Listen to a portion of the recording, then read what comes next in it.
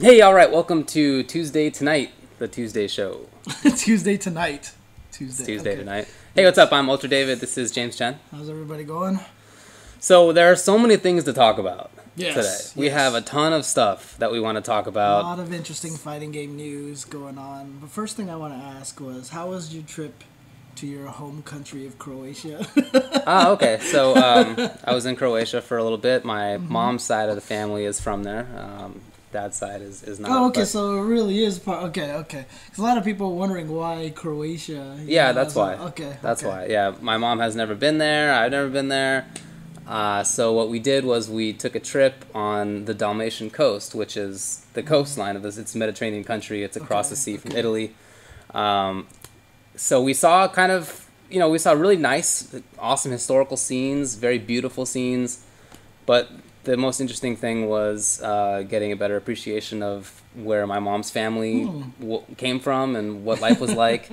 It's so beautiful and the weather is amazing. So I was wondering, like, why would they leave? Why was it so important to my one ancestor to leave that he would literally stow away on a ship to get to the United States? America, baby. Yeah, that's what happened. It's really rocky where they used to live. Farming was really tough.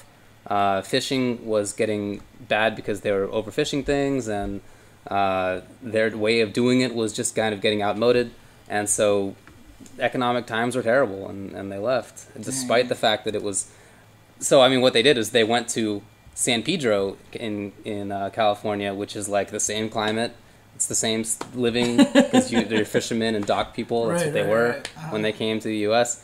So that was really fascinating, I think. Oh, cool. Other than that, whenever I go to Europe, that makes it sound like I go to Europe all the time. But when I've been to Europe, it's really impressed me how much empty space there is. These are small countries, okay? This is like this country is the size of West Virginia, all right? It's not a big country. But there's so much space. Like when we drove around, it was countryside, right? So much countryside. Yeah. And so coming from California, where like it's kind of only been 100 years that we've like really been intensively living in California. Before that was Mexico and many other people, but in terms of the urbanization of it, it's relatively recent, and yet it's been so complete in like this short period of time. Right. And then I look at Europe, where people have been living in urbanized ways for like 1,000 years, a few thousand years in some cases, and it's like so empty. It always blows my mind. Interesting. Anyway, okay. It was really cool. I don't know if you heard the story that I got warnings on my Gmail, like someone's trying to like log in. I saw it was from Croatia. I was like, oh, okay, fair enough. Yeah. So I did allow you to, I appreciate it. All right, so what do we have on tap here for We have topics? so many things to talk about. Like, a lot of things have happened in the couple of weeks since you were gone, right? So yeah, I wasn't here last week. You had Mike Ross on, which was exactly. excellent. I watched that. Oh, nice. Okay, cool, yeah, he's hilarious as always. So let's talk about TFC. We'll talk about Capcom financial woes. We'll talk about Evo on Xbox. A lot of things, basically. Yeah. And so what we're going to do is treat this PTI style. If you don't know the show, it's Pardon the Interruption. It's on ESPN. And what these two guys do is they set a time limit for all the topics that they're going to talk about, because they want to get to so many things. And then they talk about them for this brief period of time. It's kind of a shallow discussion. It's kind of stupid. But it's fun to watch, and that's what you do when you don't have much time to discuss individual things. Because people just kind of talk over each other and yell and get mad and everything. And they like run over the time limit every time. Exactly. So that's perfect. All right. So should we just start from the top? Go straight down the bottom. Okay, all right, man. So I have got my timer here ready to go. What are you gonna put it to? Well, that's a good question. Can you only do the timer up? I can go either way. Let's do it down. Let's start at 5 minutes and let's just... 5 minutes? Yeah. All right, 5 minutes. So let's start with the Fall Classic. Go. The Fall Classic. Big tournament this past weekend. It's one of the few major tournaments to happen in between Evo and next year, really, in the U.S. anyway. First time run by all the East Coast tournament organizers coming together trying to create a big event for East Coast. Yeah, exactly. And I did get to watch a little bit of it. I came home on Saturday, so Saturday and then Sunday were times that I could watch. And it was really cool. Major impressions from the tournament? I was really surprised. DOA was super hyped. Was gonna say that. Yeah, Street Fighter Cross Tekken was actually exciting. Dude, Marvel looked so smart. Yeah, Marvel like the Marvel play was super intelligent. Yeah. So and then Chris G. So right? with DOA, I don't know anything about this game. Yeah. I couldn't even tell you more than 2 or 3 characters in the game at all. So seeing it was really fun because they were playing it. It looked fast. Yeah. It looked interesting. Whoever the dude was commentating was doing a really good job. Yes, him and Tom, right? Yeah, and Tom Brady. I thought that they did a good job. Although when I said they did a good job, then they started talking over each other and it like kind of went downhill. But what are you gonna do? Until then, it was really good. So that was awesome. Cross Tekken had an awesome top 3. It was really compelling. It was very momentum heavy as that game can be. It was very varied in terms of the character selection. Unfortunately, man, people couldn't watch it. I mean, that's the major issue. Apart from these good things in the tournament, the stream itself was not that great. There were some problems with the hotel internet. There were some problems with Twitch servers being probably massively overloaded. LOL stuff going on. So. But no, it was... watching Jibbo was super exciting. It was really fun to watch. I'm really sad that he didn't win it, but, shout outs to Tampa Bay Bison, dude. That guy is so good, Yeah, good stuff to him. So, like I said, this was like the tournament where everything got flipped on its head. So, like I mentioned, even Marvel, for example, watching Filipino champ beat Chris G in winner's bracket, and then coming back and then watching how Chris G 6-0'd Filipino champ. Yeah. Like... okay, Chris G 6-0's people, whatever, not a big news these days. He 6-0'd Filipino champ from loser's bracket, and seeing the kind of adjustments he made and how Filipino's champ strategy went from working to not working was just fascinating to me. Like, it looked so smart, like the kind of play that was going on. I was like blown away. So. He had excellent spacing. The way that he dealt with the characters too was really interesting. He knows Morgan's not a threat on Filipino champ's team. Once that happens, or if that happens, that character would be a threat. Maybe you have to play against him a little bit differently. But for the moment, Chris identified that as a major weakness. Didn't care about that character at all. Really did a good job of getting around that. And as far as Filipino champ's strategy of getting a lot of meter to get Phoenix, it seems like it's not even important to Chris. Like, he was willing to let her turn dark in some cases. I mean, he has that soul drain combo that he used just before she died a couple times, which was pretty sick. But yeah, he played that perfectly. And then also, of course, 6-0ing Justin after going down 2-0 to look like he was going to lose the tournament there. He just came back, 6-0'd him with Sakura. Right. I don't know. What do you think of that? I mean, it bugs me kind of because it's a triumph of a setup-heavy character over a non-setup heavy character. It's not an issue with the players and their mentalities. It's just like that's what one character does, and it's not what the other one does. Even though Rufus is very offensive and mix-up heavy, he's not really like the setup kind of character. So it bugs me to see that kind of character to win. But on the other hand, Justin did not deal with that as well as he could have. I mean, for example, in the corner, he got knocked down a bunch of times there. Sakura has a setup that is really tricky to block. It's not unblockable, but it is ambiguous, and she can cross up or not. And Justin would just EX Messiah out of there and just be like, well, you're going to hit me or something, but like I'm going to deal with this. I didn't like that. If you watch his matches, Chris G was holding forward on the controller like 80% of the time in Justin's face. Justin was so scared of those frame traps and stuff. And it was really sad, too, because I was watching it, and I was outdoors watching it, and I was on my phone, and my battery died right when Chris G reset the bracket. So I couldn't even see, like, the last set. I was so sad. I was like, win this, Justin, so I can see who wins. And then he got reset, and I was like, oh, damn, okay. Yeah, I mean, Justin could have done other things. He could have tried to block. I don't think he even tried to do that. He could have focused backdash and just gotten knocked out of his backdash, and then he'd be reset.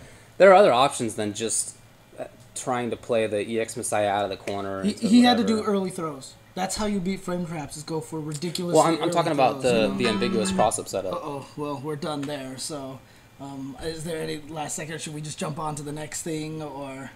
Let's go. Let's talk about the next topic. Next topic. Let's stick to this for realsies. All right. We want to talk about an article that came out about Capcom's financial woes. This was in Event Hubs. Talked about this a little bit. Yeah, Did you see this thing? There was another article that I'm not sure where it is. I know Chris G tweeted it out, but basically it was saying like Capcom Japan doesn't even have that much money in the bank or something like that. I don't know if it's all rumors or anything. So just over $152 million in cash on hand, which sounds like a lot, but for a giant company that's big. Look at GTA 5, right? That thing cost like $270 billion to make, right? $1 million. Was it million? Oh. Yeah, it's not $270 billion. It's, dude, I don't know. That'd be gazillion remarkable. Dollars. Right. Exactly. That game would, I don't know, that would bankrupt most of the countries on Earth.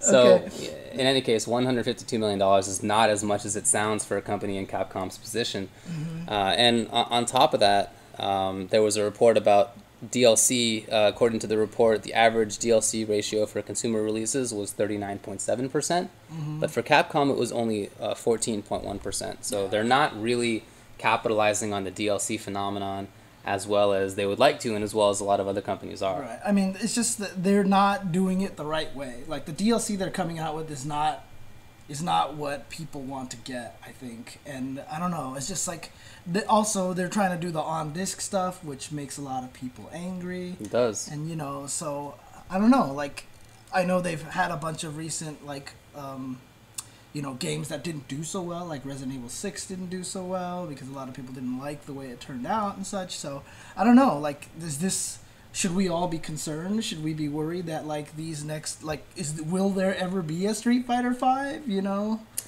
I don't, it doesn't matter that much to me. We have enough fighting game developers and publishers nowadays that I kind of don't care whether one of them goes under or not. I mean, I know that you have a big connection to Capcom. Yeah. I don't really feel that, even though most of the games that I play are Capcom games. I mean, I don't really have that connection. I would love to have the connection, but they're not even making any Mega Man games anymore. Right. So I enjoyed the last few Resident Evil games. I don't know. So I wasn't as much, like, I wasn't a hater of 6 like a lot of people were. But, I mean, I love Capcom death. It would be really sad for me to see them go. Yeah. Plus, they just have a lot of great IPs that if they just disappeared, like the world would just be weird. You know what I mean? If you knew that there was, like, literally no home for Darkstalkers and stuff, You have all these Kickstarters of, like, River City Ransom sequels where they're buying the license of River City Ransom so they could make sequels. I wonder if that's what'll happen. Will people kickstart fighting games, like, give me people enough money are to buy... kickstarting fighting games. Well, I mean, like, to buy the license for a license, Darkstalkers game or something like that, so... Maybe. I doubt that'll come up. Okay. I wouldn't think that Capcom will go under. That seems weird. They would probably make different business choices before that would become a major problem. Yeah, I mean, I know Monster Hunter's doing really well for them because it's kind of like a MMO for them in Japan. They have, like, constant subscriptions, so I would imagine they're doing good. But I know, like, Capcom USA just laid off a bunch of their staff, so right. I know that there's issues there. But one thing I will say, though, is that if Capcom really wants to make money, if they really need some cash, I tell them there's one solution that they can do, which is hire me and make the Mega Man game. Yeah. I guarantee you the Mega Man game I make would make billions of dollars. Billions of dollars? Yes, James. it would be able to fund Grand Theft Auto 5. They would make 3 or 4 Grand Theft Autos on that. Exactly. No, seriously, like, dude, this is like my life goal now. I know. Like, we talk about this like every week. And make Mega Man games, dude. Seriously. Yeah. But anyways, yeah. Yeah. Anyway. No, as far as fighting games go, it would be really weird to not have the possibility of a Street Fighter 5 in the works, or an Ultimate Marvel in the works, or Darkstalkers, or whatever. Well, it's kind of funny because, like, Capcom, remember when they did CVS? Yeah. SNK was the company that was struggling, right? If Capcom is struggling now, can you imagine if another companies are like, we'll do a, Mortal Kombat versus Street Fighter, and then they license out like that. So. I think that's fine. I like enough games that are made by other companies that if one of them went under, it would suck, but I wouldn't be as devastated as I might have been half a dozen years ago when it was, as far as 2D fighters, just a few options. Right. So. I don't know if you want to use this as a separate topic, but there was some topic of, like, potentially trying to use Kickstarter to do a patch to Ultimate Marvel Capcom 3 or something like that. Sure.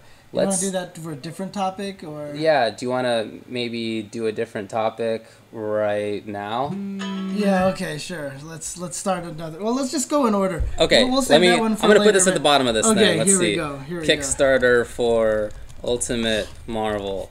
All right. Up next, Evo 2014 is gonna be on Xbox 360. Dude, this one threw me for a loop. This one I was really surprised by, just because I just wasn't expecting it at all. And so I'm mostly curious now to figure out, like, did Microsoft come in and, like, help out or something? Or is it just something that, you know, Evo said, you know what, we've heard all the complaints. We're going to Xbox 360. Has Evo always been on Sony?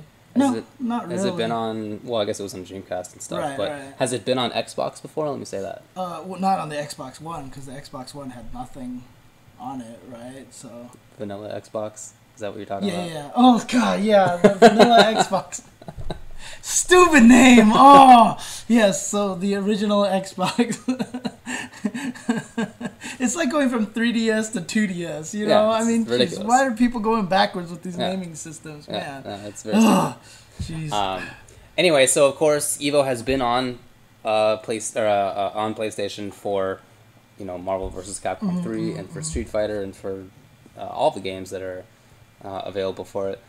And that has been an annoyance for a lot of people. It's something, if you've been paying attention to the scene over the last year, you've heard a lot about. People don't like the slowdown that happens in Marvel 3. It happens in Injustice 2 to some degree. It happens in Street Fighter 4 in some stages. And so, as a result, what you see is people just picking the training mode because it has the least crap going on. The computer doesn't have to think as much when you're on training stage as if you're on that stage in Marvel 3 where, like, there's green stuff shooting around or whatever. Yeah. No, I've actually seen people tweet and like post on Facebook and stuff. They're like, oh my gosh, Evo's on Xbox. I'm going this year. Like, some people were actually thinking about not going, but the mere fact that it's on 360 now is going to make them go. So there was definitely conversation before this last Evo, people who might not go, or at least who threatened not to go if it was not on Xbox. Right. But see, now here's the question for me now, right? So the next generation of consoles are coming out. Xbox One, this time for real, Xbox One, and the PS4. And a lot of people have already expressed that they're just going to buy PS4 because a lot of people are mad at Microsoft and Xbox One and stupidity and whatever like that, right? So once we get to next generation, are we going to flip back to PS4, you know? Well, maybe, but I guess it depends how the games themselves are. It's not like PlayStation games are inherently slowdown heavy or anything like that. Tekken runs great on PlayStation, for example, so... that's not an inherent problem. It's just it's like how Capcom and I guess how NetherRealms has been making their games. Yeah, I mean, I'm sure if Tekken Tag 2 is at EVO next year, they'll probably still run it on PS3. I would think. And Wizard has come out and said that if a game isn't on the 360, it doesn't matter. We'll still run it on PS3. Right. They're just saying that those particular versions that everyone's been complaining about now are on 360. At least that's what I'm presuming that, you know, he's just basically implying that. That is what he means. I talked with him on IRC after that happened, and he clarified it. This does not apply, does not mean that a game that's not on Xbox is not under consideration for EVO. You know, things like Guilty Gear or... you know, Smash Brothers, etc. Still obviously in the running for Evo. Yeah, and do you think that means they'll have that weird Xbox Avatar fighting game or whatever like that? What? I think there was like some crazy like indie game or something that you can like fight with and I think like someone tried to make a combo video out of it too, like as a joke or something like that. So yeah. Well, I guess PlayStation All-Stars can be at Evo as well. Oh, that's right. Well, I mean, does PlayStation All-Stars still have a scene right now? No, I'm just kidding. But games like Dive Kick and Skullgirls that are on PS3 or PC, I guess, they can be in the running too. Yeah. So there's definitely... I mean, I think it's great because there was, you know, a lot of complaining this year about slowdown. There was. And it's not like it was unfounded complaining entirely. Some of it was a little bit over the top, I think. But at the root, look, Marvel 3 has slowdown on PlayStation. That happens. Yeah. So when you lose because of that, or even if you win because of that, you have to recognize that might be a factor. So it's better to just remove the complaining as much as you can. Right. Also, they said that it was going to take place at the Las Vegas Hilton. Which is a little bit off the strip. But I heard that there's like a monorail that takes you there for $5 or something. Yeah. That's what Wizard tweeted out, so I don't even think it's going to be that bad, to be honest with you. That is the case.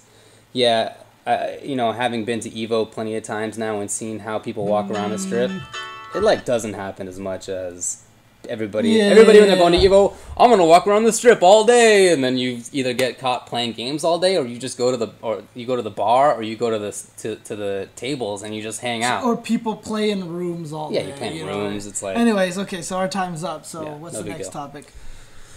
Okay, the next one is Mad Catz Unveiled is coming up. Oh, that's right. That's this week. At Tokyo Game Show. Yeah, it's coming up in 5 days. It's on the 22nd. If I'm not mistaken, Mark said that the Daigo versus Infiltration should be around like 2 a.m. on Friday morning for us. Is that Pacific time? Yeah. 2 a.m.? Okay. Yeah, or something like that. I can't remember exactly what it is, but the roster, I mean the lineup for that is pretty crazy. And isn't there going to be a singles tournament there? That's the Capcom Cup qualifier, right?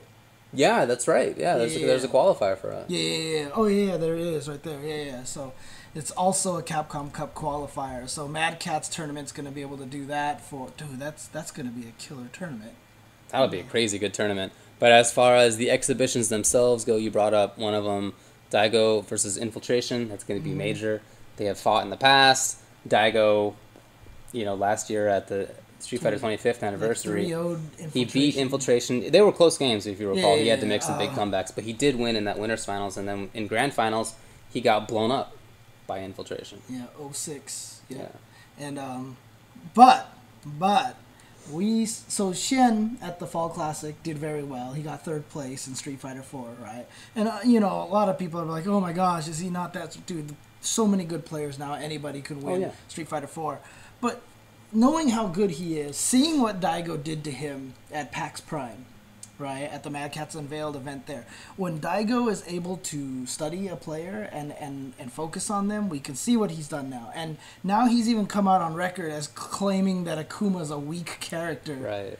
So, I don't know. We were obviously completely wrong with Daigo versus Shen in our predictions. Yeah, we predicted Shen to win. Yeah, like 5-3 if it was a first to 5. So, what do you think is going to happen with Daigo versus Infiltration? I cannot bet against Daigo, but at the same time, I can't bet against Infiltration because I think he's the same kind of player in a sense. He puts in the time. He does research. He watches people play. He watches a lot of footage. He studies individual interactions in the game, much like Daigo did. He found these exact spacings against Shen's Gen. I mean, count on Infiltration to have all that stuff down, too. We saw it at SF25th when he did that stuff. So, betting on either side is crazy. This is like some crazy college football matchup where I know both teams are really good, but it's college football. Sometimes crazy things, like, just don't bet on it. So it's that kind of thing. Yeah, and plus... Infiltration saw Daigo blow Shen up. Right. So Infiltration now knows that Daigo, what he's kind of capable of studying. So if Infiltration was thinking, I'm just going to walk in there, have some fun because it's an exhibition, I think he realizes now how serious Daigo takes these things. So I think he's probably going to try to take it as seriously as Daigo did. And I hope so. This could be, I mean, this is a first to 10, right? Yeah. So this could be a match for the ages. It could be. I'm super excited for this. I'm glad it's going to be on a Friday morning. I'll probably stay up all night watching it. Yeah, and that sounds good. So it's not just that exhibition. Also, let's see, Shen versus Kazunoko. Nice. It's going to be Gen versus Yun, presumably. Tokido versus Justin Wong. So Akuma versus Rufus. Yep. Mago versus Fudo, presumably that's a Fei Long mirror. Right. But Mago actually just on a stream recently unveiled a Cammy. Oh, really? He's using Cammy now a little bit. Smart man. So that's going to be interesting to see if he goes with Cammy or Fei Long. Okay. And then there's another potential mirror match in Ryan Hart versus Bonchan, 2 of the best Sagat players in the world. But Ryan Hart has a couple backup characters, too, that you can go with. Yeah. But it almost feels like if Ryan Hart and Bonchan are fighting each other, it's almost you feel like they have to pick Sagat. Yeah. You know what I mean? Yeah. So, because I mean Mago, is he really like known as a Fei Long player, like that kind of way? You know, he's known as a Fei Long player. I think in the same sense that Ryan Hart's known as a Sagat player. Yeah, I guess they both have backup characters. True. They didn't always play that character. Yeah. I mean, Mago's been using Fei Long since Super, so yeah, I guess that's true. Yeah. So, well, maybe we'll see a Fei mirror and a Sagat mirror, but it'll be interesting to see. So, I mean, to be honest with you, Sagat mirror is going to be way more exciting to watch, I think, than a Fei mirror, but that's just me. So, I'm not sure what to say about that. Yeah. I think they're both pretty weird mirror matches, to be honest. That's all going to be streamed on Mad Catz's channel. Spooky is over there right now, and he's going to be streaming that. Oh, there's also going to be a Soul Calibur match? There is indeed. It's between Kayane and Kami-chan. Nice, okay. So, yeah, this will all be streamed. They flew Spooky out there, so Spooky's out in Japan right now. I saw some photos of that, so... Well, all right. Okay. Let's take a break. Okay. Well, sure, we have a little bit of preparation to do for the next segment. All right, cool. We'll be right back, guys. Okay.